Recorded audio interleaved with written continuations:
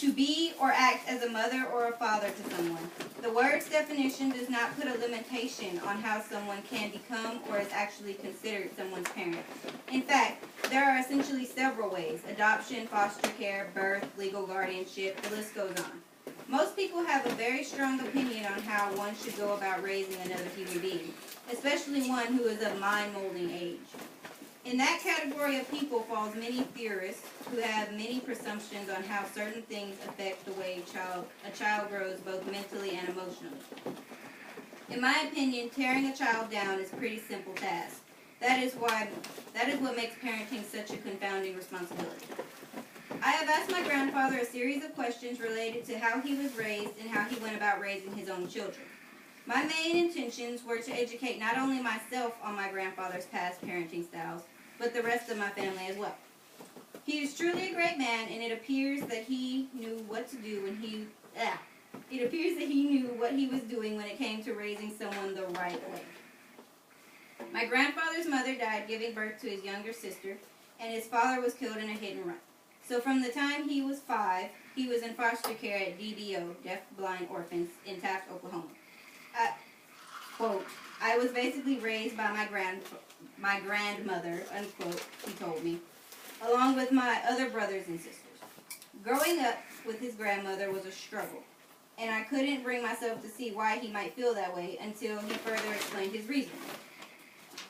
My grandfather told me about how he didn't recall a single birthday party or Christmas, that he was far and few in literature, and that he and his siblings were scolded but never disciplined or rewarded.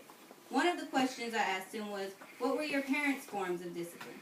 His response was, I was told by my older sister that my mother was very strict.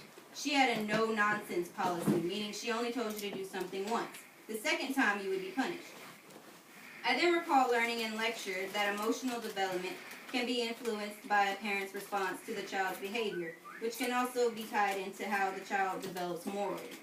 Imminent justice, Piatt's concept, is a type of moral reasoning and a standpoint of the concept that we live in a moral world where our actions are certain to have consequences. Punishment and reward help children develop a sense of self-control and distinguish between what behaviors are acceptable and what behaviors are not. I asked my grandfather if he felt that he incorporated any of his parents,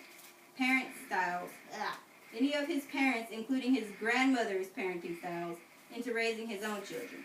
He affirmed that he did not believe that he did, and went on to say that with his grandmother, it always seemed like the adults came first. For example, whenever they would have company over, she would send them to their rooms, and when it was time to eat, the adults would always eat before he and his siblings. Sometimes by then, there was no longer any food left, he said. In lecture, we learned that there are 4 types of parenting styles, each varying slightly from another. Authoritative, supportive yet assertive. Authoritarian, rigid yet responsive. Permissive, indulgent, no guidelines. And permissive, uninvolved, neglectful.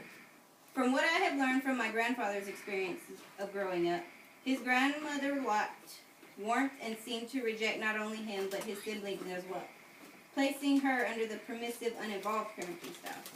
When a child has a parent that is uninvolved, they are more likely to do poorly in school, which is why I believe my grandfather was far and few in literature.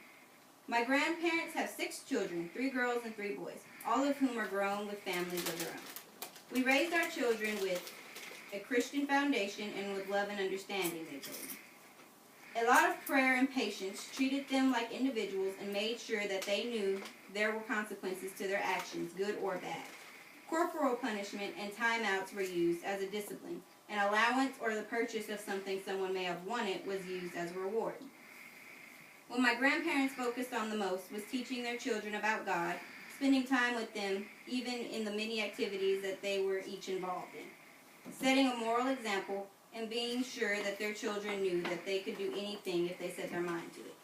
Overall, I believe my grandfather has done an absolutely prodigious job in raising their children. I am proud to say that my grandfather falls under the authoritative parenting style, and that I do indeed find his methods of parenting tremendously potent enough to not only implement it in raising my own, but to pass it on so that they can grow to be the kind of caring and well-minded people we have in our family today.